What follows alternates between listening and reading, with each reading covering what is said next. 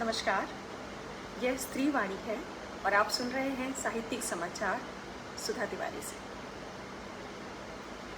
धर्मवीर भारती रचना की गुणवत्ता से समझौता नहीं करते थे। पंत और अमृतलाल नागर की रचनाएं भी लौटाती थी। धर्मयुग पहले नवयुग के नाम से निकलता था। प्रोफेसर जुगमिंदर तायल का निधन। स्वामीनाथन की 97वीं जयंती मनाई गई। कला की दुनिया में है भ्रष्टाचार। विनोद भारद्वाज। हिंदवी देगा कैंपस कविता में 1.25 लाख रुपए के पुरस्कार। जबलपुर में अन्विति पत्रिका समारोह। विष्णु नागर ने जोशना बनर्जी के गद्य की तारीफ की।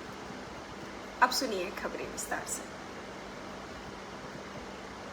क्या आपको मालूम है कि हिंदी की मशहूर पत्रिका धर्मयुग पहले नवयुग पत्रिका के नाम से निकलती थी और उसका प्रकाशन 1932 में शुरू हुआ था। 1950 में ईलाचंद्र जोशी और उनके बड़े भाई इस पत्रिका के संपादक बने थे। 1960 में धर्मवीर भारती संपादक बने थे, लेकिन वे पत्रिका की गुणवत्ता के साथ कोई समझौता नहीं करते थे और एक बार तो उन्होंने सुमित्रा नंदन पंत और अमृतलाल नागर की रचना भी लौटा दी थी।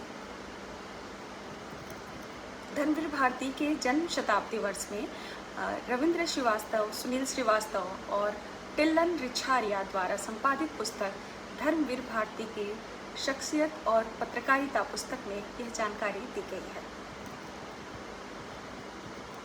धर्मयुग में पत्रकार रह चुके श्री रविंद्र श्रीवास्तव ने अपने संस्मरण में लिखा है कि भारती जी से पहले ईलाचंद्र जोशी और उनके भाई हेमचंद्र जोशी 1950 में संपादक बने थे और उसके बाद सत्य कुमार विद्यालंकार संपादक बने। लेकिन ये तीनों धर्मयुग को वह लोकप्रियता नहीं दिला सके जो टाइम्स ऑफ इंडिया कंपनी चाहती थी। इसलिए 1960 में धर्मवीर को धर्मयुग पत्रिका का संपादक बनाया गया, लेकिन वे रचना के मामले में कोई भी समझौता नहीं करना चाहते थे और एक बार उन्होंने पंत और अमृतलाल नागर की रचनाएं भी लौटा दी थी। भारती जी संगम पत्रिका में काम कर चुके थे, जिसके संपादक ईलाचंद्र जोशी थे। प्रसिद्ध लेखक और प्रगतिशील लेखक संघ के स्तंभ प्रोफेसर जुगमिंदर तायल नहीं रहे। उनका गत दिनों अलवर में निधन हो गया। वह 89 वर्ष के थे। देश को आज़ादी मिलने के बाद से ही वे बेझिझक प्रगतिशील कम्युनिस्ट आंदोलन के साथ रहे और अंतिम समय तक अपनी जीवन दृष्टि से कभी विचलित नहीं हुए। कम्युनिस्टों की सादगी उनकी पहचान रही। 1954 के बाद से उनके 5 कविता संग्रह प्रकाशित हुए। पहले कविता संग्रह का नाम धूप भरी सुबह और दूसरे कविता संग्रह का नाम रोशनी का रथ था। बाद में उनका नेहरू युग से मोह भंग हो गया और अपने अंतिम 3 दशक उन्होंने मेवात में स्त्री शिक्षा के अभियान में बिताए थे।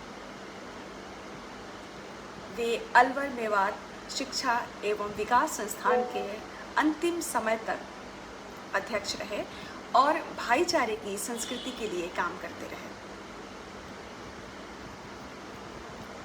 गत दिनों धूमिल आर्ट गैलरी में प्रख्यात चित्रकार जगदीश स्वामीनाथन की 97वीं जयंती मनाई गई। इस अवसर पर प्रसिद्ध चित्रकार जतिन दास ने स्वामीनाथन का पोर्ट्रेट बनाकर अपने प्रिय चित्रकार को श्रद्धांजलि अर्पित की।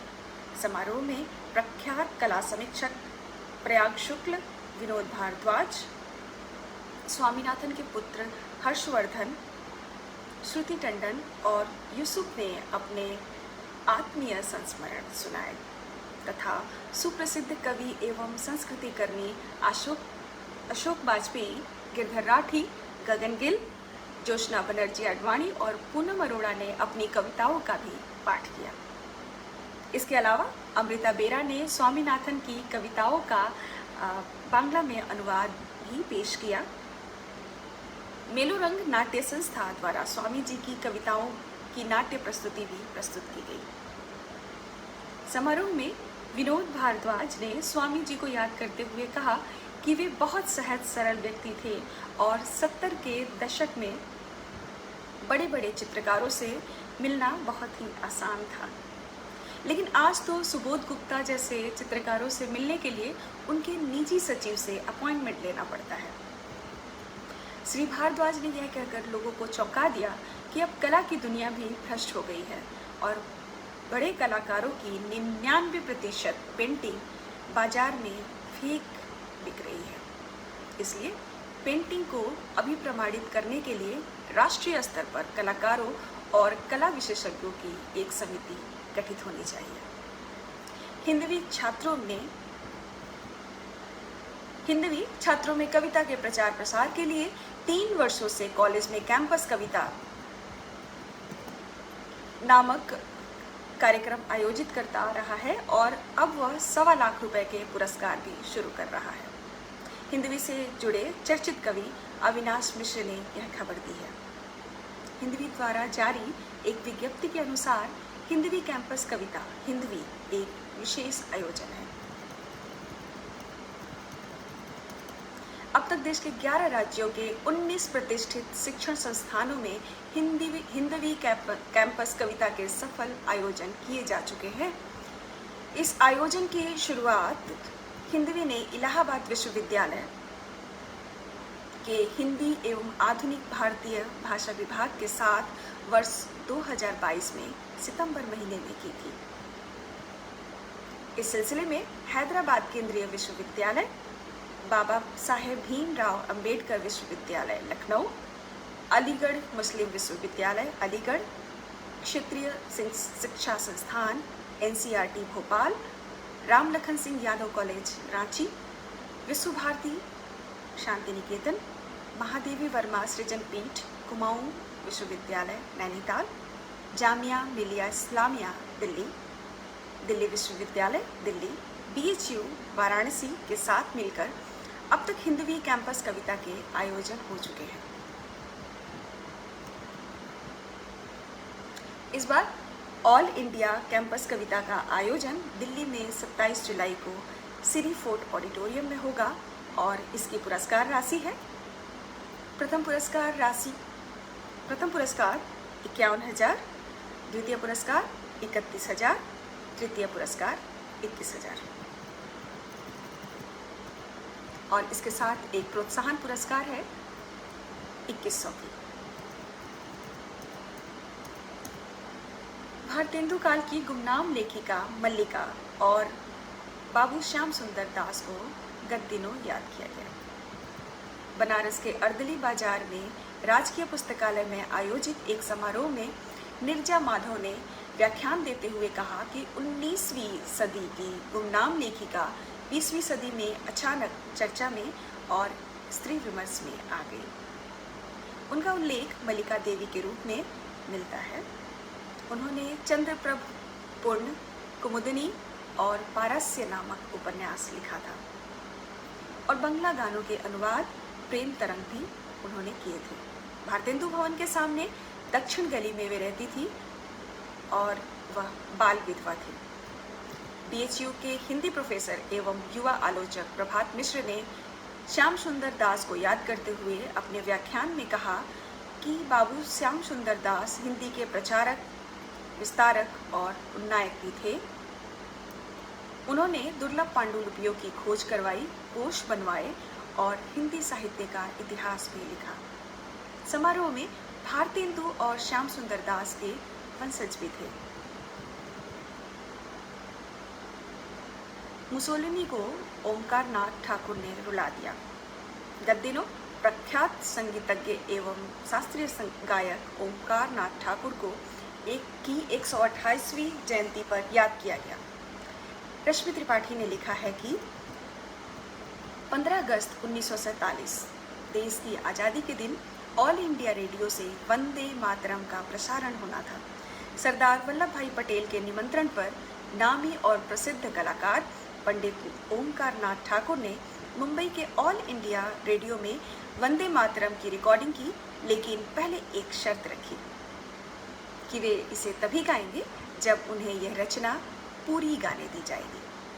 इसके लिए सभी तैयार हो गए और इस तरह मुंबई ऑल इंडिया रेडियो ने उनकी गाई हुई पूरी रचना प्रसारित की। दरअसल इससे पहले कांग्रेस के अधिवेशन में उनसे वंदे मातरम की कुछ ही लाइन गाने को कहा जाता था।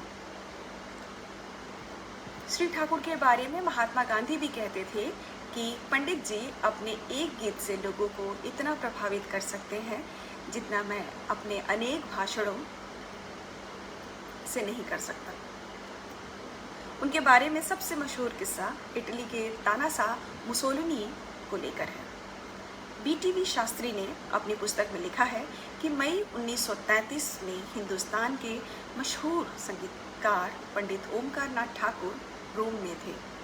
तब इटली का तानाशाह बेनिटो मुसोलिनी था, जिसकी एक प्रेमिका बंगाल से थी। उसके कहने पर मुसोलिनी पंडित जी का गायन सुनने को राजी हो गए। मुसोलिनी के सामने जब महफिल शुरू हुई और पंडित जी ने हिंडोलम कर्नाटक संगीत का राग पेश किया, उन्हें आलाप दिए हुए अभी ज़्यादा समय नहीं हुआ था कि हॉल में मुसोलिनी की आवाज़ गूंजी, ठहरिए। उसका चेहरा तमतमाया हुआ था, आंखें लाल और शरीर पसीने से तरबतर था। सुरों की तपिश को वह बर्दाश्त नहीं कर पा रहा था। थोड़ी देर बाद शांत और सामान्य होने पर तो कुछ और पेश करने को कहा।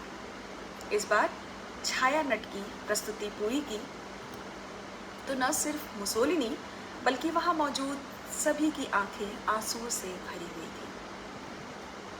इसके बाद खुद मुसोलिनी ने पंडित जी से नींद न आने की अपनी समस्या का जिक्र किया और जानना चाहा कि क्या उनके संगीत में इसका कोई इलाज है।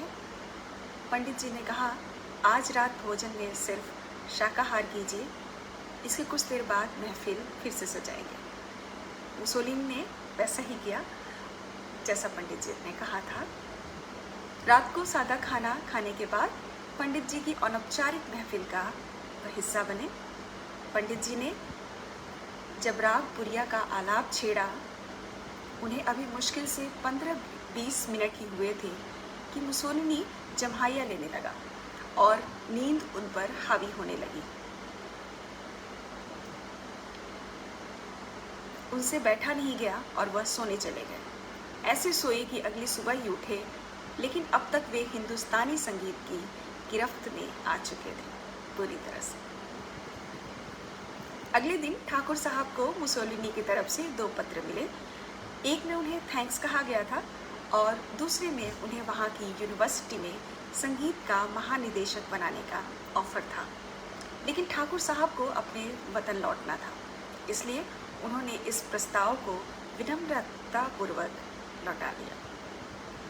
जबलपुर में पहल और अन्विति पत्रिका के संयुक्त तत्वावधान में 28 और 29 जून को कहानी और कविता पाठ का आयोजन हो रहा है। अन्विति पत्रिका के संपादक राजेंद्र दानी ने बताया कि 2 दिवसीय समारोह में 4 सत्र आयोजित होंगे। इनमें 2 सत्र कविता पर तथा 2 सत्र कहानी पर होंगे। कविता सत्र में नरेश जैन, राजीव कुमार शुक्ल, मनोहर बिल्लोरे, विवेक चतुर्वेदी, कुंदन सिद्धार्थ, बाबूशाह कोहली, भारती शुक्ला, श्रद्धा सुनील, तरुण गुहा, नियोगी आदि भाग लेंगे, जबकि कहानी सत्र में तरुण भटनागर, मनोज पांडे, श्रद्धा श्रीवास्तव, विमल चंद्र पांडे, शिवेंद्र आदि कहानी पाठ करेंगे।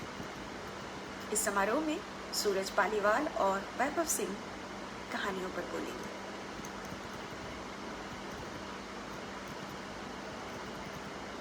समकालीन कविता के प्रमुख कवि विनोद दास और भोपाल से पधारी कवित्री चित्रा सिंह का कविता पाठ सुनने के लिए हॉल में आबिद सुरती, अनूप सेठी, डॉक्टर बोधिसत्व आभा बोधिसत्व और प्रोफेसर राम वृक्ष जैसे कई प्रबुद्ध रचनाकार मौजूद थे। 22 मुंबई कीजिएगा। मुंबई में गत दिनों चित्रनगरी संवाद मंच की ओर से एक शाम कविता के नाम कार्यक्रम आयोजित किया गया।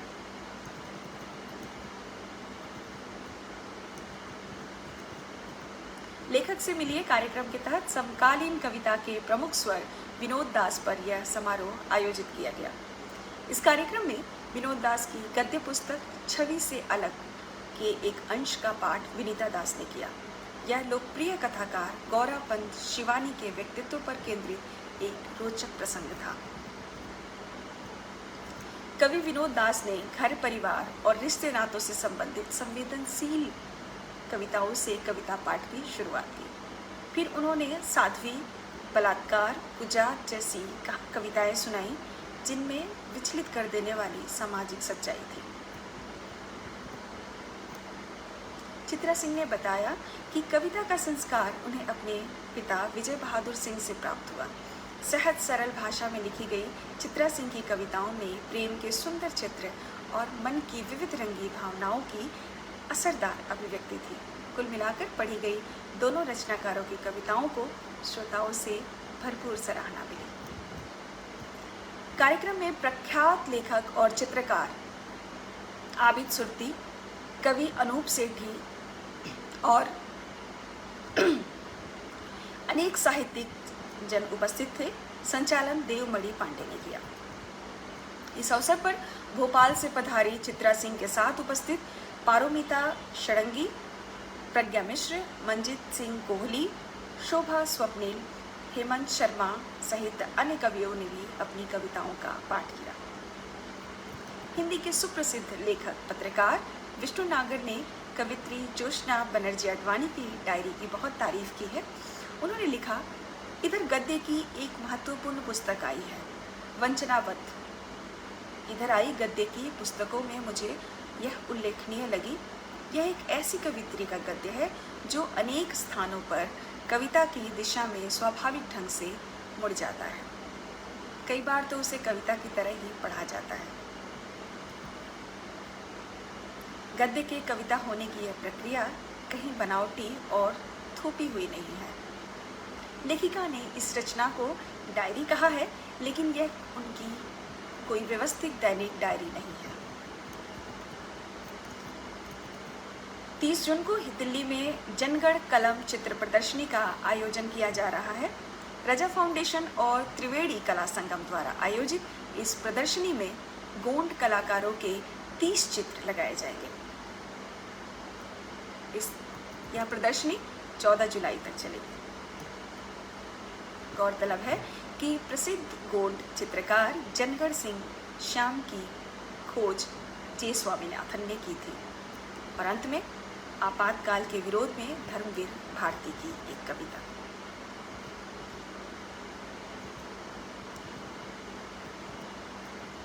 तीन हिंदी कथाकारों ने कहानियों में स्त्री की पीड़ा को व्यक्त किया।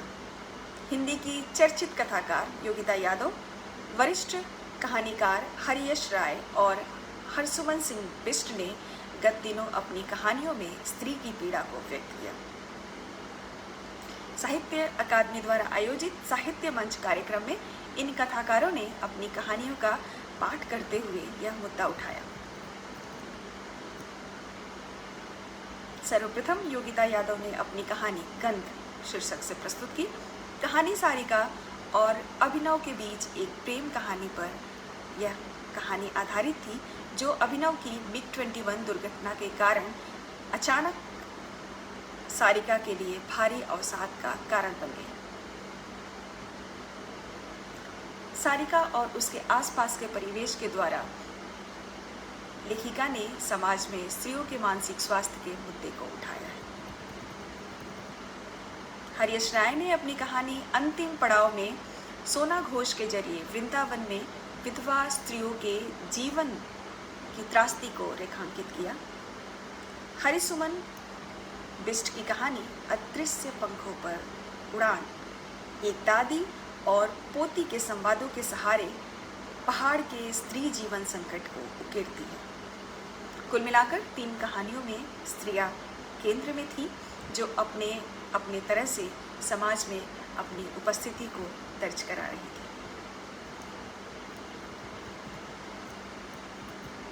मुंबई के चित्रनगरी संवाद मंच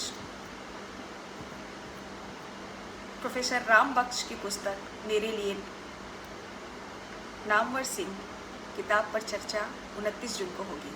समारोह में आत्मकथ्य प्रोफेसर राम वृक्ष पेश करेंगे। आलेख भंवरलाल जाट एवं डॉक्टर रश्मि प्रकाश चौधरी करेंगे। वक्तव्य डॉक्टर खूबनाथ पांडे एवं सुरेश शर्मा देंगे। प्रस्तावना देवमणि पांडे की होगी।